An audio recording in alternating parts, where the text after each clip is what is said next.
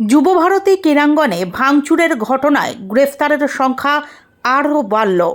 Lionel মেসির সফরকে ঘিরে গত শনিবার যে বিশৃঙ্খলার সৃষ্টি হয়েছিল সেই ঘটনার তদন্তে আরও 3 জনকে গ্রেফতার করল বিধাননগর পুলিশ।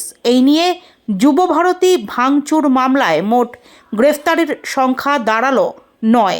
শুক্রবার সকাল 9টা নাগাদ পুলিশ সূত্রে জানা গিয়েছে, ঘটনার দিন যুবভারতী কার্যত রণক্ষেত্রে পরিণত হয়। চেয়ার ভাঙা, গোলপোস্ট ছিঁড়ে ফেলা সহ ব্যাপক তাণ্ডব চালানো হয়।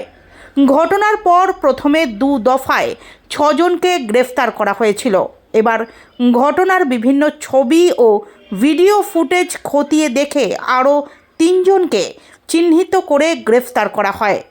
ধৃতদের নাম রাজু দাস ওরফে গোপাল দাস, সৌম্যদীপ দাস ওরফে পাপ্পু এবং তন্ময় দে ওরফে দুষ্ট। লেকটাউন ও নাগেরবাজার এলাকা থেকে তাদের গ্রেফতার করা হয়েছে বলে জানিয়েছে বিধাননগর পুলিশ।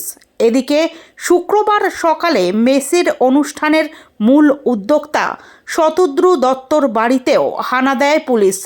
তদন্তের স্বার্থে বিভিন্ন নথি ও তথ্য খতিয়ে দেখা হচ্ছে বলে জানা গিয়েছে।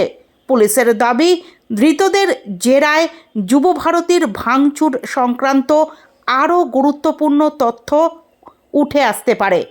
পুরো ঘটনার পেছনে কারা যুক্ত এবং কিভাবে এত বড় বিশৃঙ্খলা তৈরি হলো তা জানতে তদন্ত জোরদার করা হয়েছে।